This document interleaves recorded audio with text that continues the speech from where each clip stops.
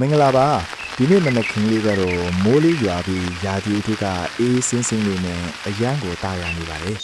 ခြံထဲကငှက်ပြောပင်တွေတံပရာပင်တွေနဲ့တန်းဝဝလေးတွေကလည်းမိုးရေစက်လေးတွေနဲ့အတူလန်းဆန်းနေတာပဲကြာကန်လေးရဲ့မိုးရေတင်းပြီးတဲ့စပားခင်းစင်းစင်းလေးတွေကိုကြည့်လိုက်ရတာစိတ်ကိုအေးချမ်းသွားစေပါတယ်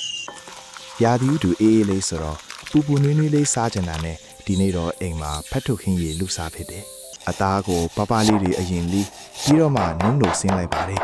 အရသာရှိသွားအောင်စားငရုတ်ကောင်းပဲငံပြားရည်ကျဥနဲ့ကြက်သွန်မြေအရည်လေးထည့်ပြီးတေချာတမတ်အောင်နေလိုက်ပါတယ်ပြီးတော့မှဖတ်ထုတ်ရွက်လေးတဲ့နဲ့တေချာလှလှလေးထုတ်လိုက်ပါတယ်